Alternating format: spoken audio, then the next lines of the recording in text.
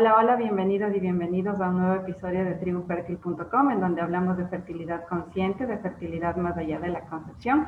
Si esta es la primera vez que me estás viendo y escuchando, mi nombre es Estefanía Tefi, te doy la bienvenida a esta tribu, a la que espero que te unas a través de nuestras redes sociales, en Instagram, nuestro grupo privado de Facebook, y también que puedas escuchar nuestros podcasts de la primera temporada en Spotify y la segunda temporada la estamos haciendo a través de YouTube.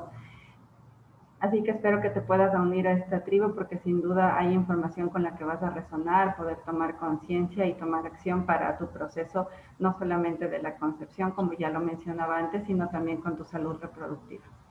El día de hoy estoy muy emocionada porque justamente la primera vez que yo escuché estas dos palabras, fertilidad consciente, fue a través de la invitada que les voy a presentar. Ella es Genevieve Rajoy, nos acompaña también desde Ecuador. ¿Cómo estás, Genevieve? Buen día. Hola Tefi, muy bien, aquí contenta de que está saliendo un poco el sol después de tantas lluvias. Gracias por invitarme, por tenerme aquí otra vez. Gracias a ti. Sí, justamente como menciona Genevieve, esta es la segunda vez que la tengo para el canal de YouTube. Hace 2 años, exactamente en el año 2019, grabamos, así que este será un video sin duda mejorado, optimizado, con más contenido, con más información, justamente porque Genevieve es especialista en salud reproductiva holística. Se graduó del Justice College de Canadá, donde estudió el método Justice, del que vamos a hablar el día de hoy, y justamente de esas señales que nos da el cuerpo a las mujeres, sobre todo a través de nuestro ciclo menstrual. ¿Nos puedes, por favor, contar, querida Genevieve, qué es el método Justice para poder empezar para las personas que a lo mejor sea la primera vez que lo hayan escuchado este término? Ya. Sí, bueno, y quiero también sumar que cuando hicimos la primera entrevista yo todavía no me graduaba, entonces no estaba tan clara de algunas cosas. Ahora ya me gradué justo a finales del 2010, sí, 2019, 2018, ya no sé. Pero bueno, ya me gradué, estoy ya trabajando un par de años así con mi práctica, entonces creo que tengo más herramientas para poder compartir.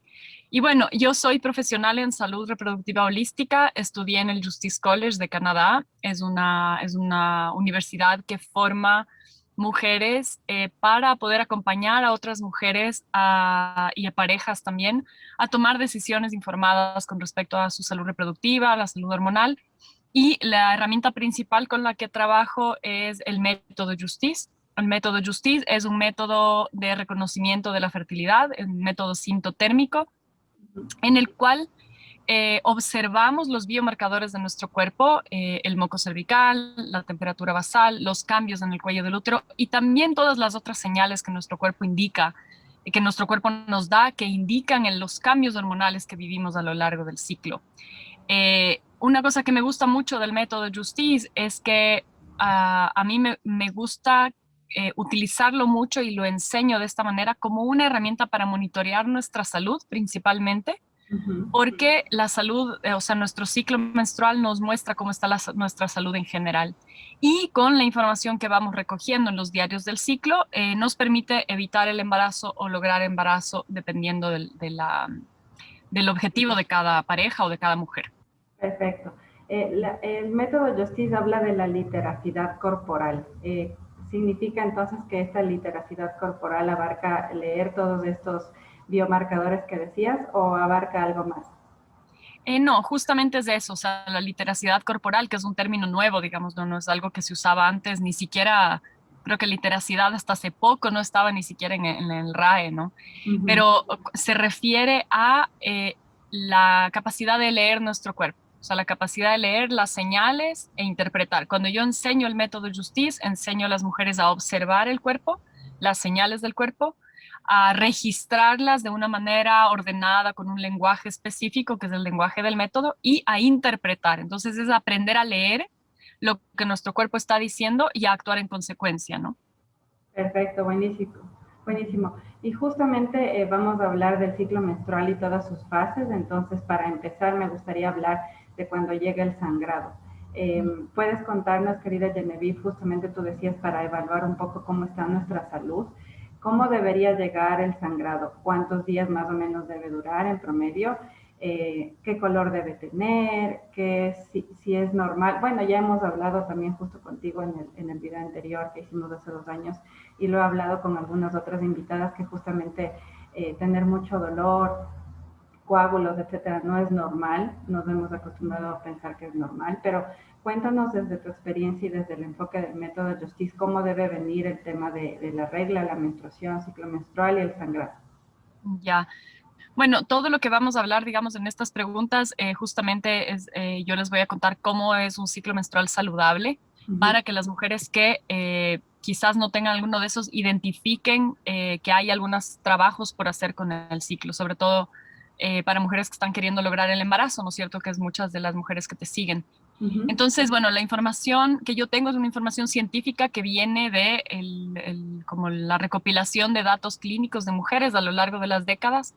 Mi mentora, Geraldine Matus, que es la fundadora del método Justice, ella ha trabajado por más de 45 años ya en este momento con salud reproductiva y pertenece a un montón de organizaciones y fundaciones que trabajan con esto. Entonces, es importante que sepan que la información que les voy a compartir es la información científica. Con la cual sabemos más o menos cuáles son las características de un ciclo menstrual saludable. Ujú. Entonces, bueno, con respecto a la primera fase, que es la fase menstrual en la cual las mujeres estamos menstruando, un ciclo, un sangrado saludable generalmente dura entre 3 y 7 días, en promedio 5 días. Inicia en mayor cantidad y va aminorando con el pasar de los días. Algo importante es que comienza y termina.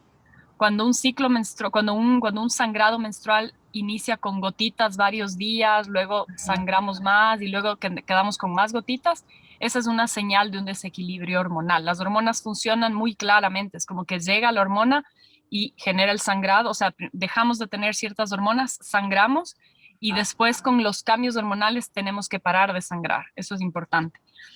El color de un flujo menstrual saludable generalmente es como un color vino tinto o como frambuesa, a veces se podría decir, o un rojo brillante. Tienen que ser colores brillantes. Cuando el sangrado es como polvoso, negro, café, muy oscuro, muy seco, es una señal de que el endometrio no está siendo alimentado correctamente en la última fase del ciclo, que es la fase premenstrual, digamos. Ujú.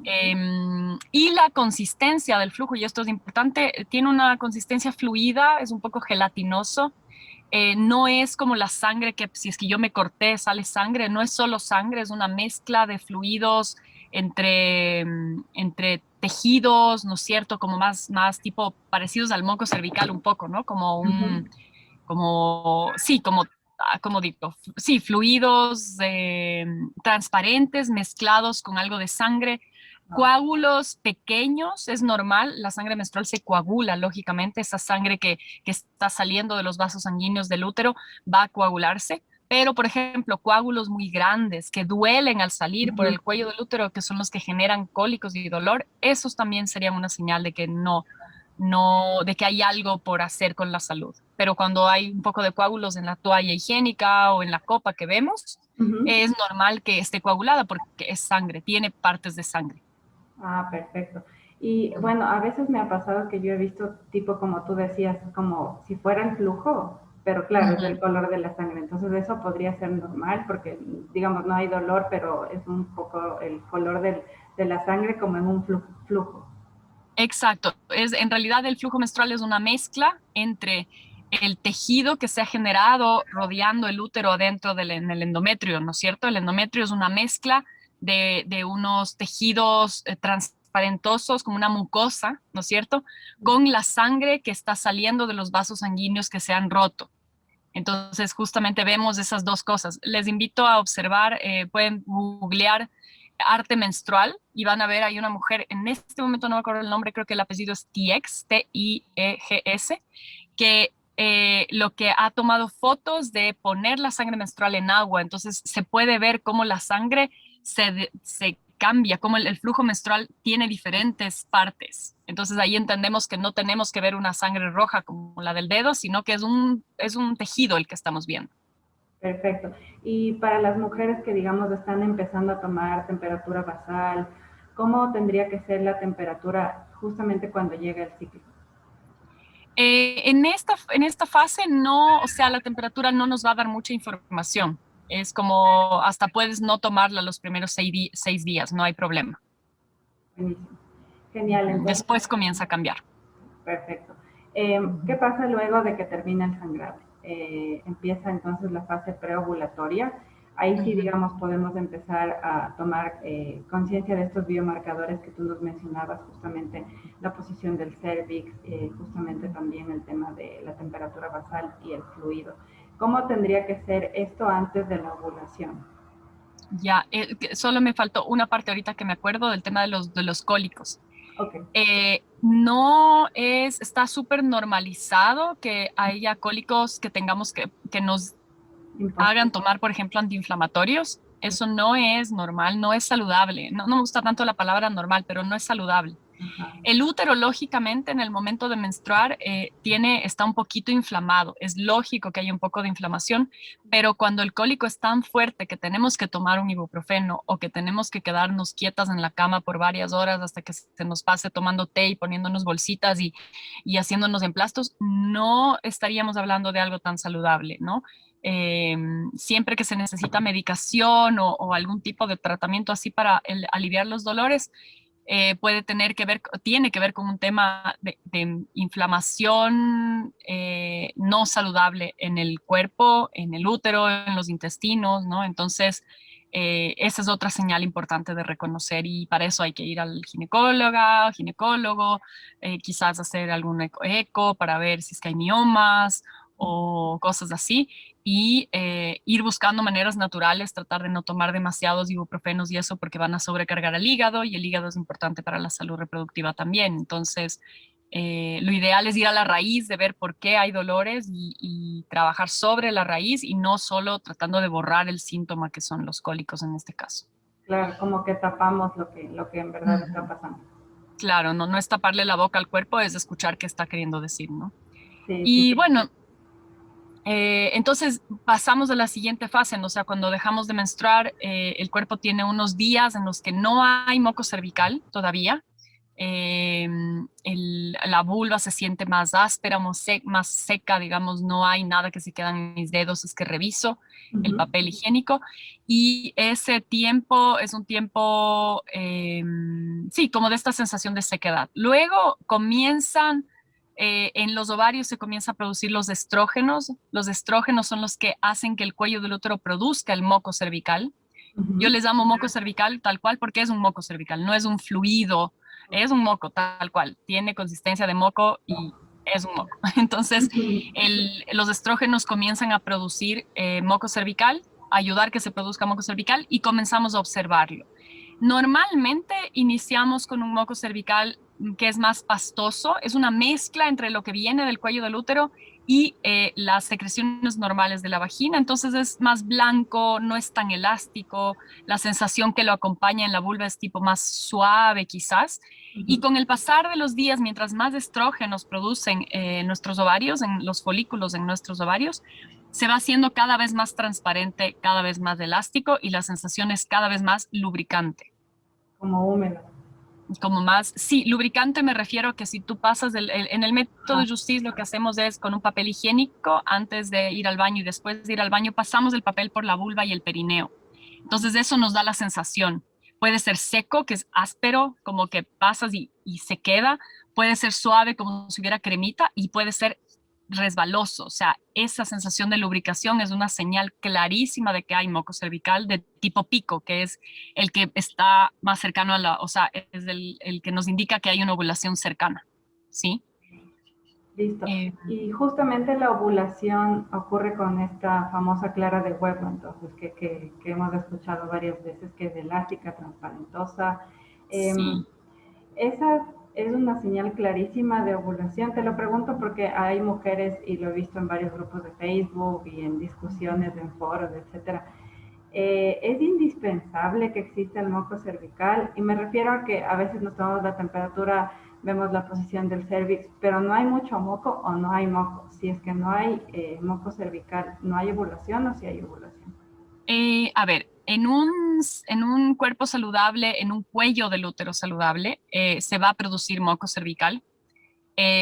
algo importante es que los dos tipos de moco, el más pastoso, blanquito, que no se estira mucho, y el más clara de huevo, como le llaman, ¿no es cierto?, que es más elástico, más transparente, más lubricante, los dos son fértiles, o sea, los dos ya tienen alcalinidad suficiente para sostener la vida de los espermatozoides, porque esa es la importancia del moco cervical.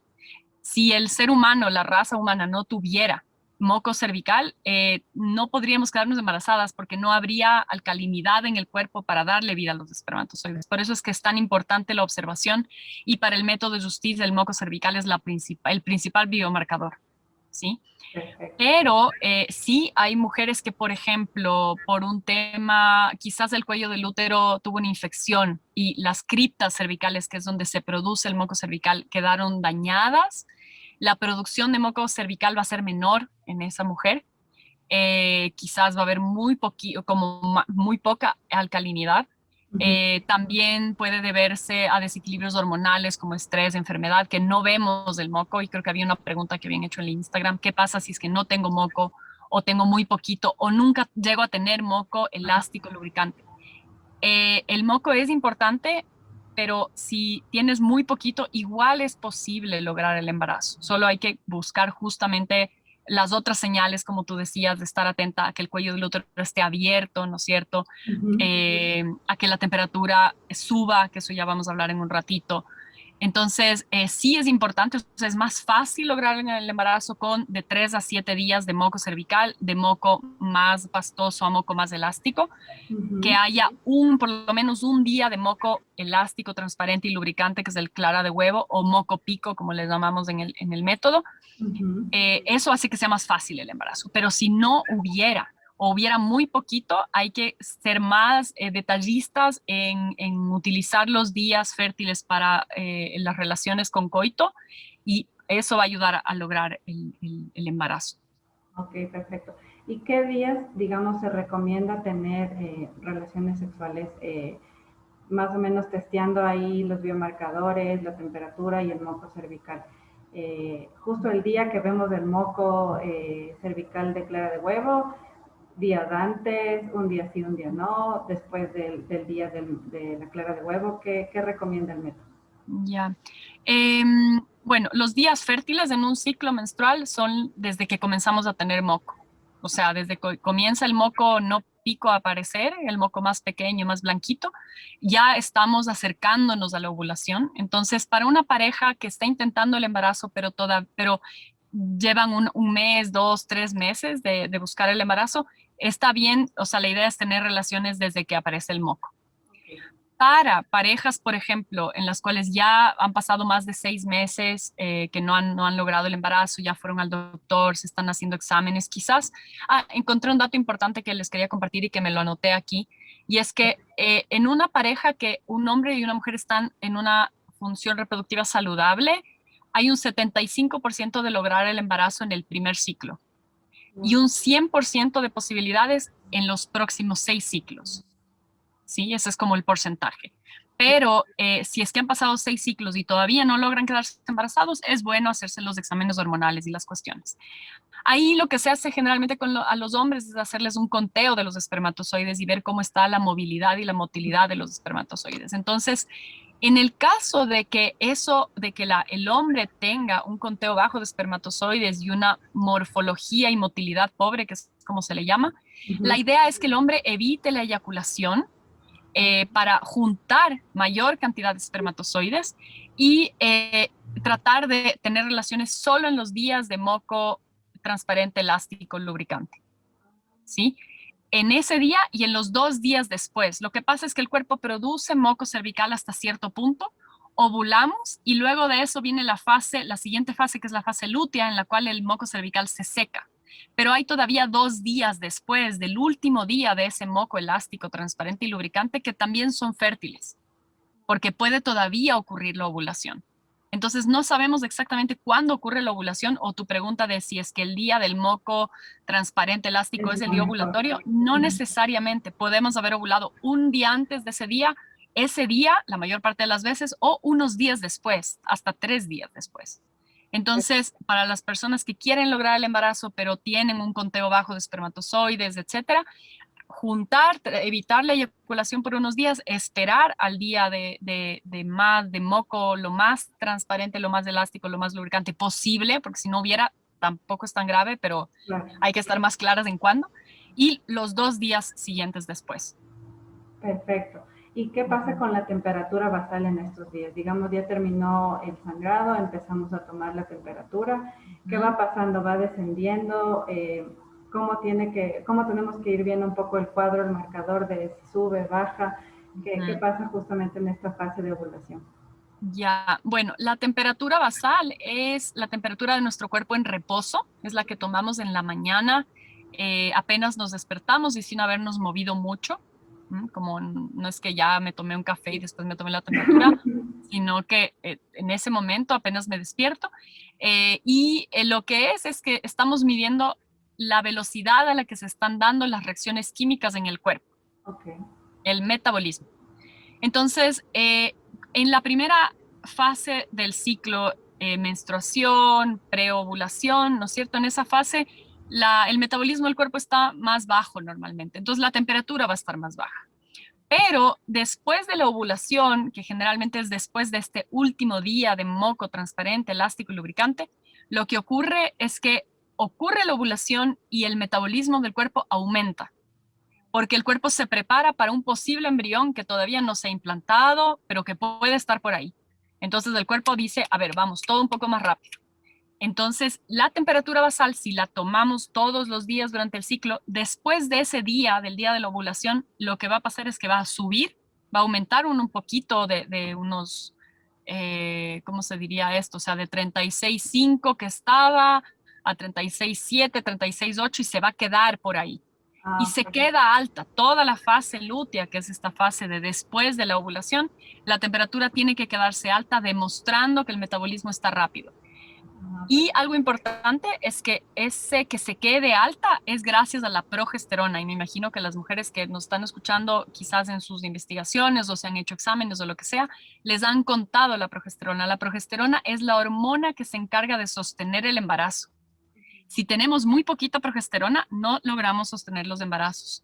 Es la hormona del embarazo y es la que sostiene el embarazo. Los primeros 3 meses del embarazo vienen del cuerpo lúteo todavía, de los ovarios, y esos 3 meses son súper importantes la cantidad de progesterona para sostener. Después sigue siendo importante, pero esos 3 son como los cruciales. Importante. Entonces, esa hormona es la que hace que la temperatura se suba y se quede alta.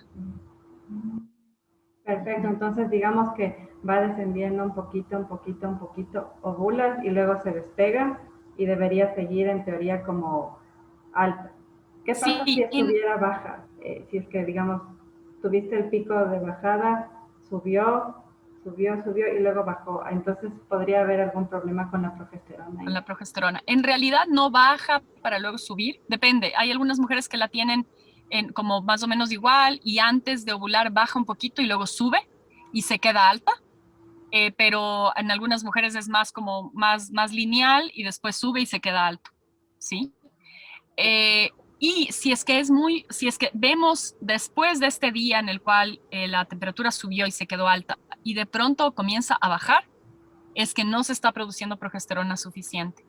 Otra señal también es que esa fase entre el día de posible ovulación, que es el día cúspide o el día pico, y la siguiente menstruación, esa fase tiene que durar entre 12 y 16 días, 14 días en promedio. Si es que es menor a 12, es que hay muy poquita progesterona, son días muy cortos de progesterona. Y algo importante ahí para que entiendan por qué es que cuando se da la fecundación, cuando se une el óvulo y el espermatozoide en la trompa uterina, ese óvulo, ese embrión comienza a recorrer el camino de la trompa uterina, llega al útero, espera que el útero acepte, a que el cuerpo, a que el sistema inmunológico de la mujer acepte a este nuevo ser y lo implanta. Todo ese proceso dura más o menos 14 días. Okay. Entonces, si yo tengo 9 días de progesterona, no alcanzo a cubrir esos 14 días. Y cuando el embrión llega al endometrio, el endometrio se suelta porque ya estamos menstruando. Claro. Entonces no logramos quedarnos embarazadas a pesar de que se hayan juntado las dos células, ¿sí? Entonces ahí es donde viene que esta fase lútea, para que sea saludable para lograr el embarazo, tiene que durar entre 12 y 16 días. Si dura menos, claro, entonces como dices, por ahí hay algún problemita con la progesterona que hay que revisar sin duda. Exacto. Que se puede trabajar de diferentes maneras, o sea, ayudar a que nuestro cuerpo produzca más progesterona a través de alimentación, a través de hormonas bioidénticas, que es una excelente manera de apoyar, a través de ciertas plantitas como el Vitex, o sea, ahí ya hay que ver cada mujer, ¿no es cierto? Porque estas son cosas que y eso también les digo, o sea, lo que estamos hablando aquí, estamos hablando en general, de una manera general, pero si les está pasando estas cosas, yo les recomiendo buscar apoyo personal. O sea, cada mujer es única, cada pareja es única, hay muchos factores que van a aportar a eso y si es que a una mujer un tipo de dieta le está haciendo bien, no necesariamente a la otra le va a hacer bien. Entonces hay que ser muy cuidadosas, muy cautelosas con la información que encontramos en el Internet, que nos sirve para tener una idea general, pero siempre trabajar de acuerdo a nuestra propia realidad. Sí, sin duda, porque si no, después, como dices tú, por intentar una dieta, otro tipo de alimentación o por intentar una planta que por ahí escuché que puede ayudar, después más bien vas a complicar las hormonas y los ciclos se Exacto, van sí, a sí, hay que, complicar. así es, sí. Perfecto. Para seguir hablando de la fase lútea, ¿cómo tendría que ser el moco cervical? Nos hablabas antes de que se empieza como a secar. ¿Tiene que haber moco? ¿Qué cantidad? Más o menos todos los días de la fase lútea, solo unos días antes de que llegue el nuevo ciclo menstrual. Un biomarcador súper importante es que deja de haber moco. En la fase postovulatoria, después de que ovulamos, justamente la progesterona aumenta el metabolismo de nuestro cuerpo y seca la producción de moco. Eh, Justamente la progesterona viene a secar la producción de moco para evitar que haya otro embarazo después, porque ya quizás hay un óvulo con nuestro embrión, ya hay un embrión. Entonces la progesterona seca la producción de moco para evitar un embarazo que ocurra 5 días después, porque eso sería imposible de sostener para el cuerpo. Claro. Entonces en la fase lútea no hay moco cervical, Ujú. no tendría que haber. Si hubiera y estás observando moco cervical en esa fase, quiere decir que no se está produciendo suficiente progesterona, ¿sí? Hay un desequilibrio a nivel de eso. Eh, sí, principalmente eso es lo que pasa. Entonces, no tiene que haber moco. Puede haber 1 o 2 días después del día cúspide, Ujú. quizás hasta que se termina de secar, que son estos días en los que todavía puede ocurrir la ovulación, pero a partir de eso ya tendría que estar en días secos totalmente hasta la siguiente menstruación.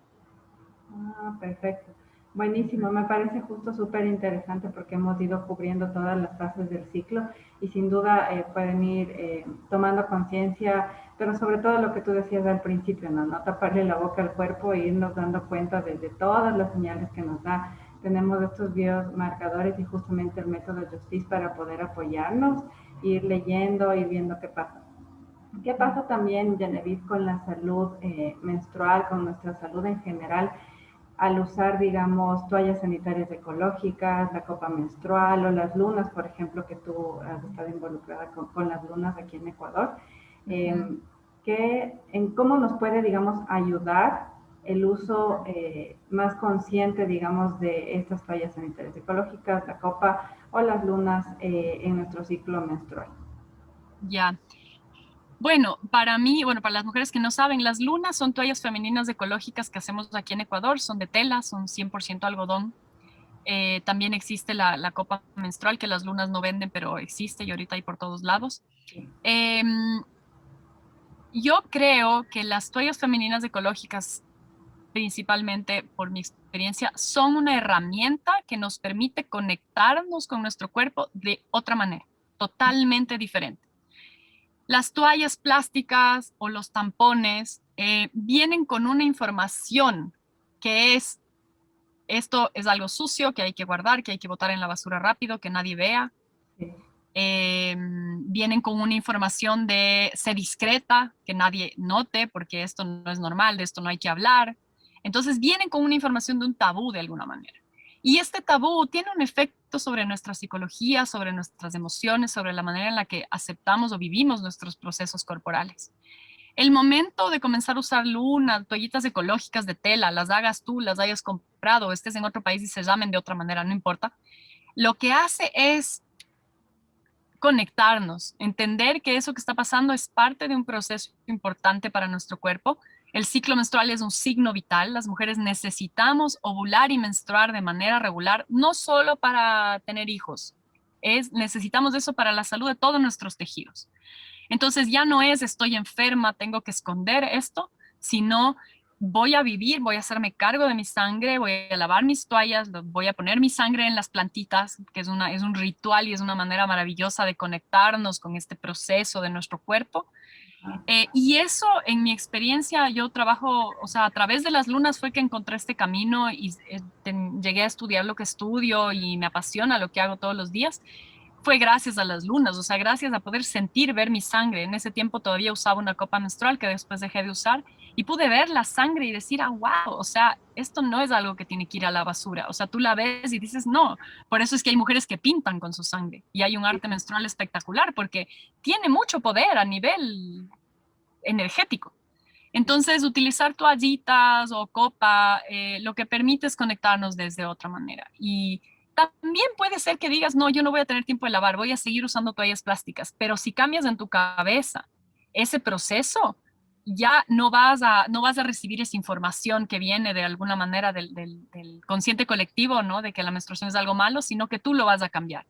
Y eso ayuda muchísimo a mejorar nuestra salud. Muchas mujeres, en mi experiencia durante todos estos años que he trabajado con el tema de las lunas, muchas mujeres dejan de tener cólicos, dejamos de estar en contacto con químicos, eso es importantísimo. O sea, las toallas plásticas y los tampones tienen químicos que afectan a nuestra salud de ley. O sea, es imposible que no afecten, está en contacto con mucosas súper receptivas que son nuestra vulva, nuestra vagina. Entonces, eso es importante. A nivel ecológico hacemos mucho daño y cuando hacemos daño al planeta estamos haciendo daño a nuestro cuerpo también. Entonces muchas mujeres mejoran mucho su relación con su cuerpo, dejan de tener tantos cólicos, están más atentas, duermen un poco más de esos días si es que lo necesitan, se cuidan más. Entonces es como un mirar, se convierten de alguna manera en un espejo, ¿sí? Sí, es maravilloso conectar con el ciclo menstrual. Yo lo digo porque lo he vivido varios años, estuve como en ese tabú, en llamar que era una enfermedad. Y justamente cuando hice el cambio a las lunas, y bueno, también cuando salgo y no puedo usar las lunas, uso unas toallas sanitarias nuevas que llegaron a Ecuador, eh, que son ecológicas. Justamente, o sea, observar el color y observar, incluso me ha pasado y es gracioso.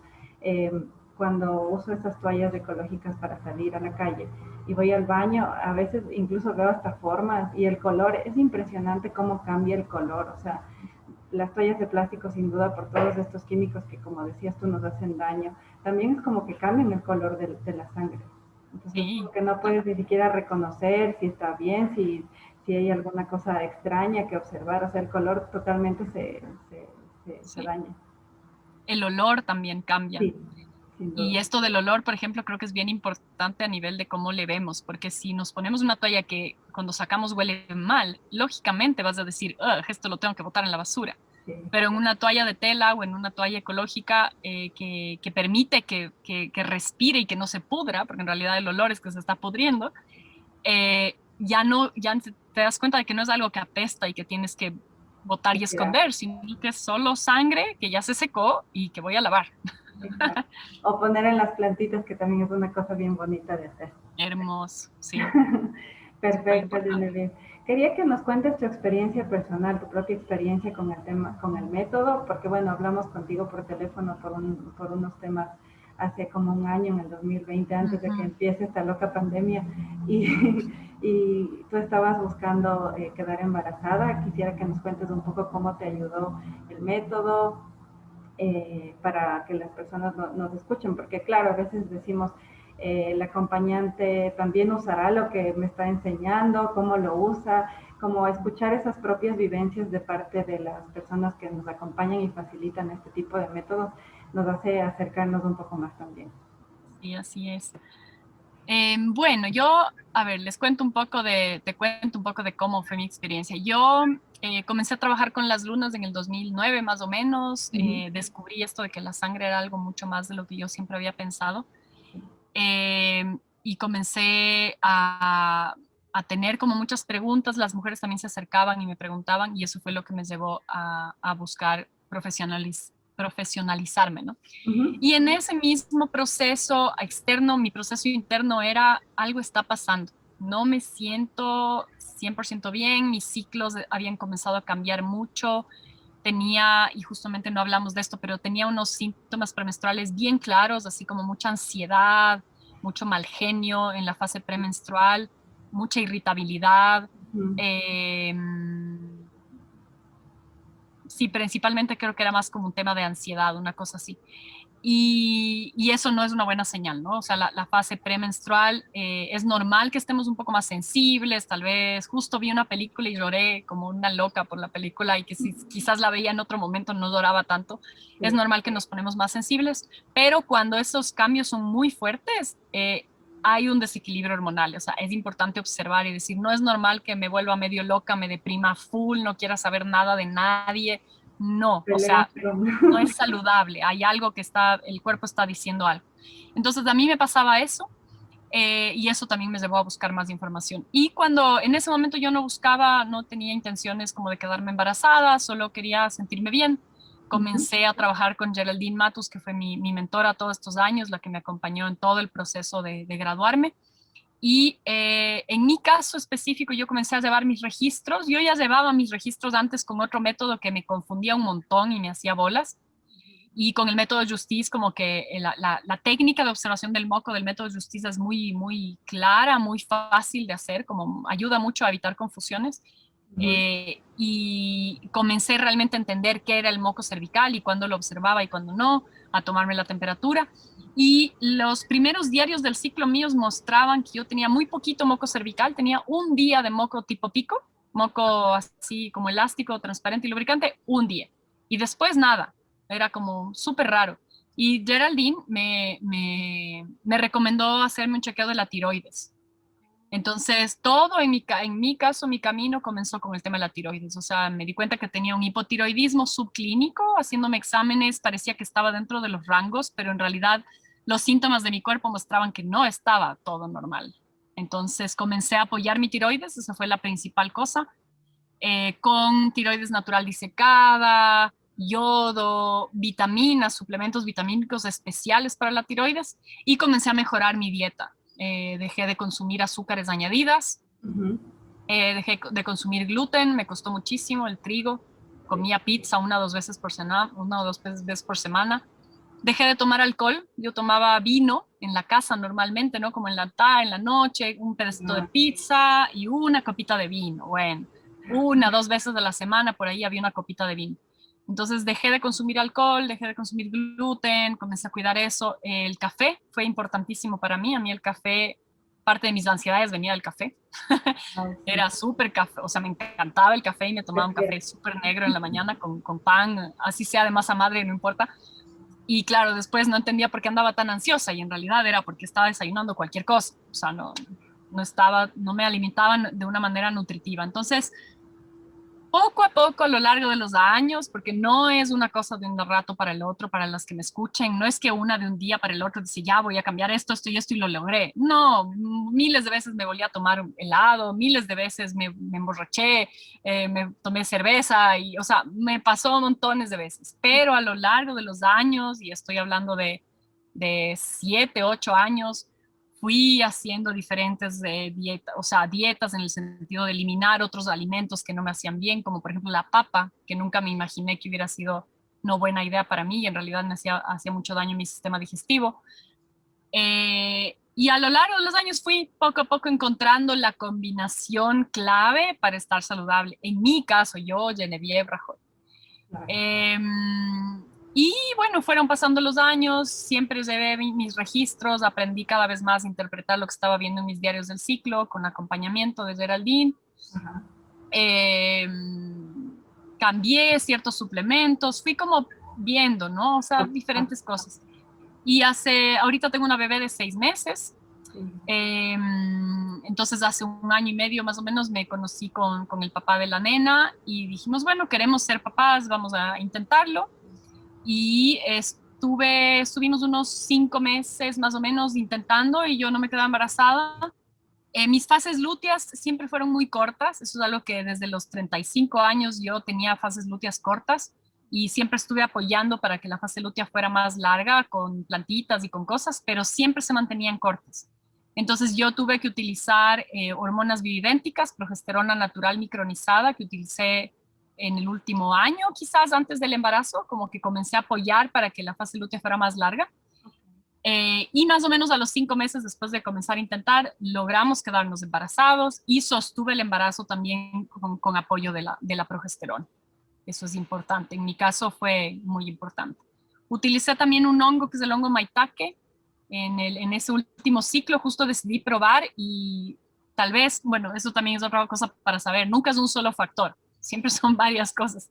Pero justo ese ciclo utilicé el hongo maitake, que yo creo que puede haber ayudado a que la ovulación sea más robusta, porque cuando la ovulación no es tan robusta es difícil que todo lo que venga después sea correcto. Y otra cosa importantísima que hice ese último ciclo en el cual logramos el embarazo fue que me dio ganas de hacer un jardincito. Y estuve afuera yo soy más de estudiar, de computadora, de estar muy adentro de la casa muchas veces. Ya he cambiado eso, pero voy más por ahí. Estuve mucho tiempo afuera, en el jardín, con el asadón, bajo el sol. La vitamina D3 que se produce gracias a los rayos del sol es importantísima para que la ovulación sea robusta. Entonces yo estoy muy segura que esos días de sol, de haber tomado sol directamente 3, 4 horas en la mañana, tuvieron que ver con mi posibilidad, con la posibilidad de quedarme embarazada también. Wow, qué lindo. Como tú dices, son varios los factores, ¿no?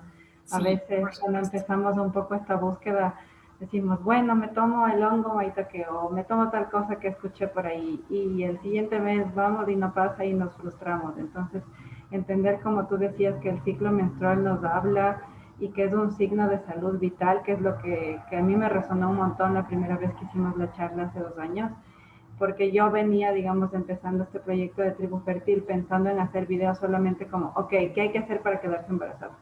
Y Ajá. justamente cuando te escuché a ti, empezó un poco esto de fertilidad consciente y como que me detuve a leer, a pensar, a investigar y a digamos, resonar bastante con este concepto que ahora para mí es como un estilo de vida y es maravilloso. Entonces justamente Tribu Fértil promulga esto, ¿no? No es solo quedarnos embarazadas y ya, sino estar saludables, de estar sanas, lo que tú cuentas, por ejemplo, de ese contacto que tuviste con la naturaleza, con el sol, creo que sin duda también es algo maravilloso, que en esta pandemia lastimosamente hemos estado como muy encerrados del teletrabajo y todo eso, entonces es un factor sin duda que hay que considerar.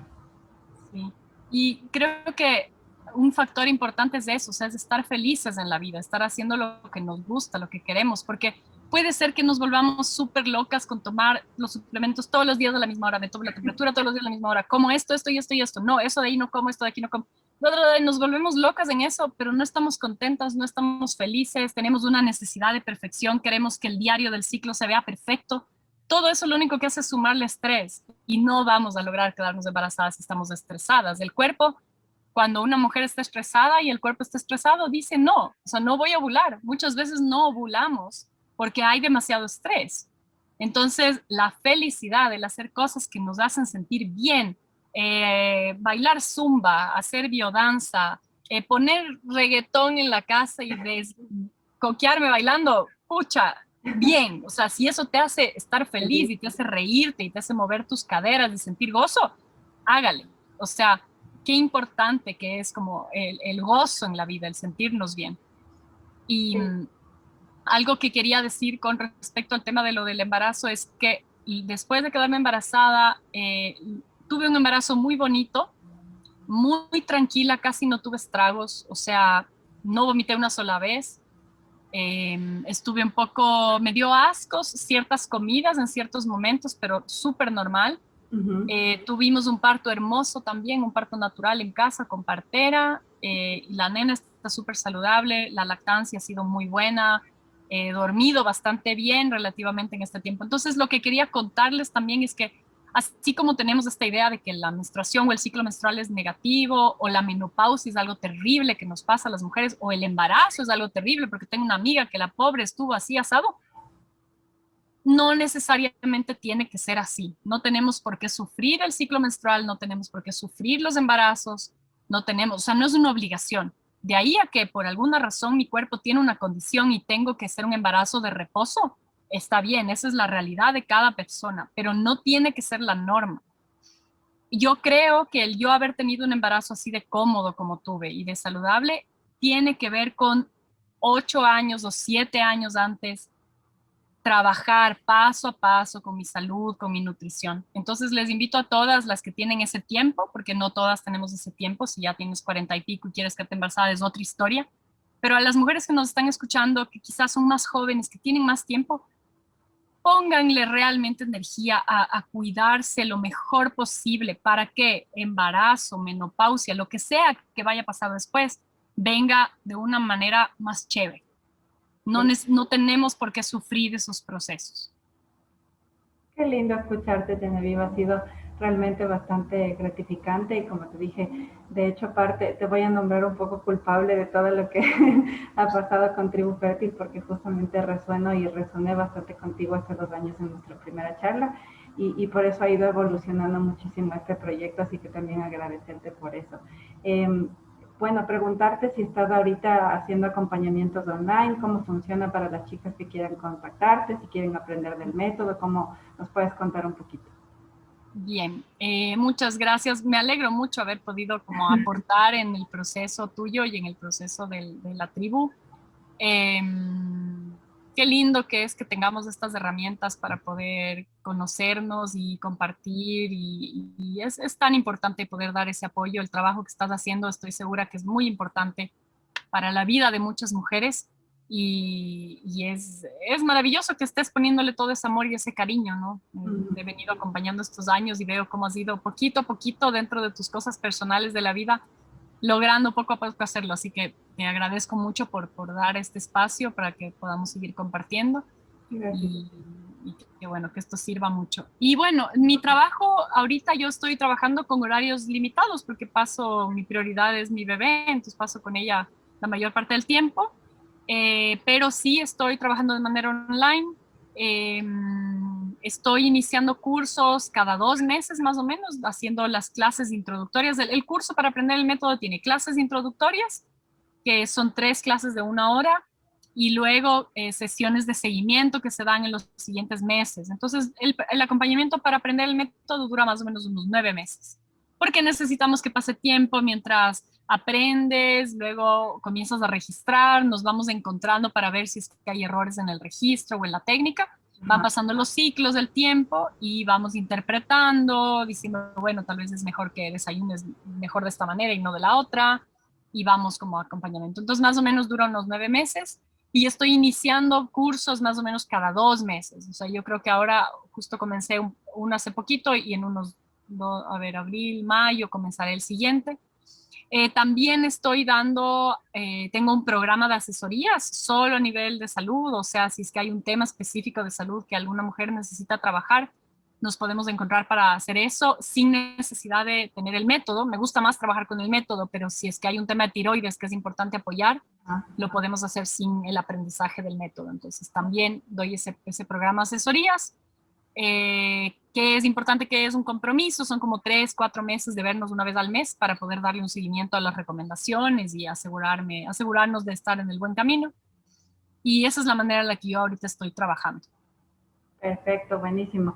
Voy a dejarles todas las redes sociales de Genevieve para que puedan contactarla aquí abajo en la cajita de descripción. Entonces, muchísimas gracias, Genevieve, nuevamente por tus saberes, por tu conocimiento, tu amor, tu paciencia y la comprensión y todo que compartes en tu explicación, en tu charla. Muchísimas gracias a todas y todos por habernos visto el día de hoy.